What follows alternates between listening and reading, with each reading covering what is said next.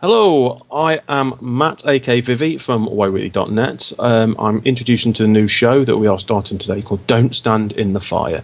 Every week, one of the hosts from the podcast, that's myself, Mezzy, or LJ, will be here to do a little talk about a certain subject. It could be anything from a 6.0 guide to casual raiders getting into raiding, or anything that you can think of, how trivial, how silly. We'll have a chat about it. Today, it's our subject close to everyone's heart. We're talking about, should dailies stay in the game? Are there better alternatives to dailies, or is a non-instance content at max level good enough? So this is what we're going to talk about. The best thing we do is start from the beginning.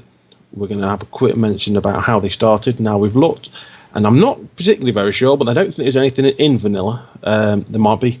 Let me know if we're wrong. It's always good to get any feedback, how small and possible. So we'll just jump straight into my most beloved section of WoW history, which is the Burning Crusade. Now, the Burning Crusade had a lot of reputation hubs, of a lot of daily hubs, but they were not particularly 100% necessary at the time. The dailies weren't used for, say, getting the best rep at the time. They were mainly used for vanity items, silly items that you needed mounts, whereas the core items that were needed through the rep was always done through tabards and stuff like that. So it wasn't too bad. Say a few that people might remember is Shatari Skyguard. There was Ogrilla. I used to like the Ogrilla ones, running around getting the crystals. I believe Mezzy has mentioned to me before, his personal favourite, Netherring. Even though the days were absolute grind and pure hell, you did get one of the best looking mounts the game could ever see. And this was all quite good. It was extra content to keep people busy. The dailies didn't seem too much of a chore, apart from Netherwing, and they didn't seem that you had to physically do them every single day. If you wanted to have a couple of days off, fair enough. You just took a couple of days longer to do it. You weren't that fussed. They then went into to try different type of daily, which was the Shattered Sun Offensive that came out with Sunwell. Now, as we all know, Sunwell was a patch that was added on at the end of TBC, just to make the whole thing last a little bit longer until the new content came out.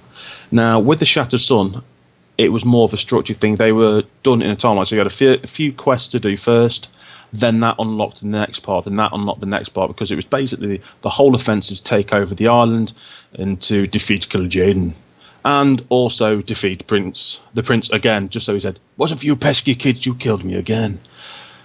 Then it worked quite well. It wasn't too bad in varied, because you didn't have to do them, and then that worked into Wrath. Now with Wrath again, they did the same sort of gist of it. There was a few more dailies that meant to it. Like I know Sons of Hodor was one that a lot of people did. Kalawak was one that a lot of people did. The Kalawak was mainly for fishing. Anyone that liked fishing would do that, because you got a quite nice little fishing rod, and you got a wonderful little pet. I believe it was Pengu, the one who got. And there was a few others. There was a nice little mix of them in Sholazar Basin, where you had the rivals, you had the oracles and the frenzy heart. So some people will go all the way to the oracles and then go all the way to the frenzy heart, and it was just a way of doing it. Some people enjoyed it. Some people, like myself, who was hates dailies with a passion, never touched them in a million years. Of course, didn't like them. And they also tried something different in Wrath with the daily dungeon quests and the weekly dungeon quests or stuff like that, which was quite good at the time, because I remember when they came out, people were getting to the stage where the content was getting a bit older, they were getting a bit bored, no one ever did any old dungeons, and then they brought in the daily dungeon quests, and everyone all of a sudden thought, okay, we'll do an old dungeon, it's only a quick blitz, but a bit of nostalgia, and it was quite enjoyable, because you felt like you were getting a war for doing the old content, and it helped you get some nice epic loot at the end of it. Then, I don't think there was much more. Say, the daily quest sort of stayed in the same realm, that you had the Argent Crusade, I think it was the last set of dailies that came out, which were a bit more, again, vanity items, nothing majorly important. And then we got into Cataclysm. Now, Cataclysm started mixing the whole, you still had the tabards to get the rep, but dailies were mainly used as a sort of an extra thing to get in rep for your getting rep for your different vendor, different area, because at the end of the day, every single section, I think there was the Guardians of the High Gel, the Earthen Ring for 2, had a special item for somebody. I believe mine, as Resto Druid, was the Guardians of High Gel had some boots that we needed, so everyone was like, must get to the end straight away. And the dailies went in a similar front for the entire thing. It wasn't too bad. They were all right. You still had the tabars to get the rep, but the dailies were not that bad until the Firelands and the Molten Front, where dailies became more of a grind. There was hundreds of people doing them every day, every time. It was all to do with the Molten Front offensive, where you were all there. Again, you were doing certain dailies. Once you'd done all these dailies after a certain time, you'd unlock something else. And the progression of it, I believe on certain things, there were certain bosses, again, for achievements, which you could do. And I do admit that, say, I wasn't playing the game at the start of the Molten Front. I joined, came back just after I was on a quick break. And it did feel like a chore. It didn't feel very good. It didn't feel very natural in the way you were doing it. It just felt you were there for the sake of being there, which is not what dailies should be. They should be an option that you want to do, that you feel that you're getting a reward for doing, not something that you feel you have to do. Because it was, again, those situations, if no one did them, then again, the progression would stop. And unfortunately, they thought that bad idea was quite a good idea, it seems. And dailies moving into where we are now, Mr. Pandaria, started in a very dark place. They were just too reliant at the start of the game. And there was just too many certain aspects of it that just didn't work. Like, as soon as you fight your way for leveling, you level all the way. Some people took the time and looked at the views. Some people, like myself and Mezzy, one of the co-hosts, decided to stay up all night and all day and blitz it and get there as quickly as possible. And your reward is going to the Golden Lotus dailies, which the first few times you do them are fine, but then you realise that every single rep you get is from dailies. It's purely based on dailies. They've taken out the tabard aspect of it. Not only did you have the fact that you had to do the Golden Lotus, once you'd got to Honoured and Revered with the Golden Lotus, that then unlocked more dailies. So I can remember the feeling I got at the time when I actually did it. I was like, wait a minute, I've got to unlock more dailies, which shouldn't be the fact. You shouldn't have to do that. And to add all sort of more insult to it, they didn't think that the main rep quest things you had to do. I think there was about, so I think the whole of MoP at the minute is 12, and I can't remember how many were out at release, but there was a fair few of them, and you had to do them every single one. And to add that, you're also forgetting your mount, the new wonderful Cloud Serpent mount. You then had to get rep for that. And unlike the Netherwing, which seemed to work okay at the time for what it was, this just seemed more of a added on chore just to try and fill some extra content. Because in the weeks after the patch came out and after MoP came out, not only did you have all the dailies, you had like Golden Lotus, we said August Celestials, you had a few other bits and bobs you had to do. They then threw on Cloud Serpent dailies, the farm dailies, plus sorting your farm out every day.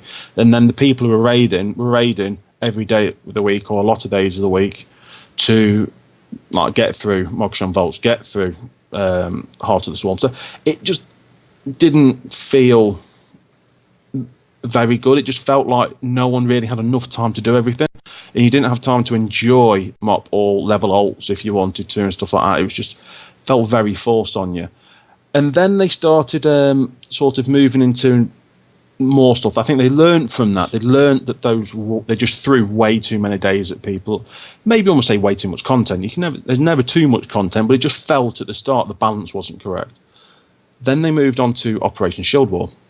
Now, that was more story-based, which is what MoP was. They were trying to make the whole of MoP more story-based, because a lot of competitive games have. And these dailies seemed to work. There was, I think, 2 or 3 dailies a day. It didn't feel too bad. You could spend half hour blitz. You sorted them, maybe sometimes shorter if you're in a group. And again, it wasn't to get some amazing, brilliant items. There were a couple of upgrades there, which no one can deny. But you got a little bit of reward for doing it. And the story, the way it played out, made sense. It worked quite nicely. Unfortunately, that progression of the way the dailies worked. Then moved into the Kirin offensive, which it was the only way I can describe it is not a living hell, but wasn't very enjoyable. You moved on the Kirin offensive. This is Thunder, I forgot, Throne of Thunder, and you're going there. You're trying to basically invade the island, get certain bases. And again, it was a progression thing, but the issue they had was instead of just doing it on the timer, saying week 1 you do this, week 2 you do this, week 3 you do that, so you didn't have to do the dailies. They did it a percentage, which meant that everybody had to do these dailies. The more dailies got done by certain people, the quicker the percentage went up, which again felt like they were forcing people to do the dailies, which weren't particularly enjoyable. They weren't particularly clever. It wasn't particularly mind warping either, but it just felt that you're being forced into doing something that you generally didn't want to do. And it wasn't very enjoyable. I didn't think it worked very well. I like the idea of having a big area for the quest, which is fine, but the way it worked out, they needed to rethink that structure. It just didn't really work as smooth as I believe they thought. Then the last patch and the last bit of information we got on dailies in Mr. Madaria was Timeless Isle, where they seem to realise that throughout the whole of MOP, it's been played by dailies. They've thrown hundreds of dailies at everyone, it seems. Probably not that many, but I bet if you look into it, then it must be close. That they then realised that Timeless Isle, I think there's one daily that isn't particularly much of a challenge, and if you just run around the isle, you'll get it. You don't really have to go for it. There's a weekly quest again, and if you are rep farming like a lot of people here have to get the rep, which is what days have been very linked to in the past, it didn't seem that bad. It didn't seem particularly very hard as much of a challenge. It was a bit more enjoyable, even though I will say the first time I went to Timeless Isle, I hated it with a passion, but I understand where they were going. I understand the work that they were doing. And that is where we are with MOP. Now, the announcement that people know, Warlords of Draenor is coming out, and we need to know, or want to know, how are they progressing, what are they looking at now. Myself, unfortunately, have not played this. I'm still bitter and twisted about that. But Mezzi, who sorted the website out, he has, and he's played it, so I've asked him a little bit about what he's found and what his thoughts are.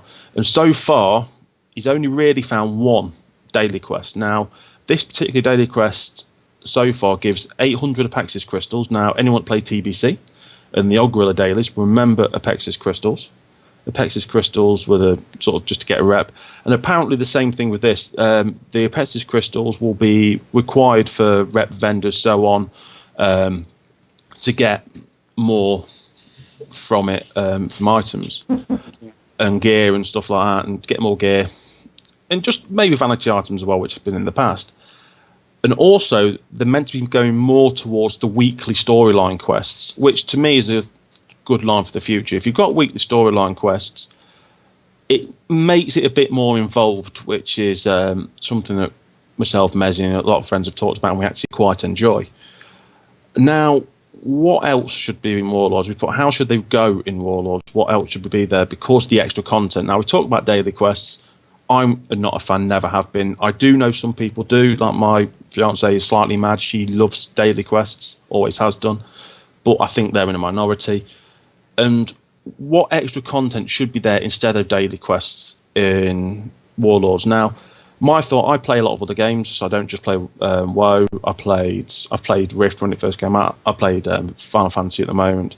I played Elder Scrolls as well. And the extra content when it comes out, I think, look at invasion events. You've got such a rich history at the moment with WoD and with the Burning Legion, and what you're talking about. You could have invasion events in every single zone. You could have an iron, you could be literally walking down the road and all of a sudden burst on top of you, and in the zone you're on, the Iron Horde invasion event or something like that.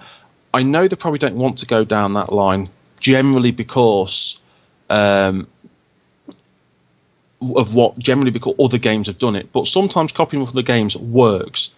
The reason this particular type of event now is in every game is because a lot of people like it. every game has this type of thing. You go from Rift, that was probably the first one to do the type of daily events. There's probably other games out there. People tell me I'm wrong. Brilliant. If you do, let us know. Then you went on to say, I played Guild Wars 2. Again, that had a very similar thing. Daily, you could run one end of the map to the other just on this random daily event. So you could, with the history that World Draenor has, you can go to Iron Horde invasions, Legion invasions, because Legions are a very intertwined storyline in this whole thing. And there could be a lot of other things. There could be a lot of maybe disgruntled locals or something in there as well. And I think that would be a very good extra thing to do, a very good way of getting away from the dailies, but giving people that extra rep and content which they would like. You could go around the maps looking for this type of thing. I'm trying to think if there's anything else. I think we've got to the end of it now. I think there's not many more things I'd like to see. Let's say the weekly storyline quest is the big thing. I think that would be a nice thing with the garrisons as well, with the extra stuff you're going to get from that. The only sort of daily things will be from the garrisons and stuff intertwined in there. So all I can say is, if you watch this, thanks for watching. Comment, like, subscribe, if you please could. It would be very nice. Any feedback's always welcome, and please check out the website. It's woeweekly.net. And again, thanks for watching. Hope you've enjoyed it. Cheers.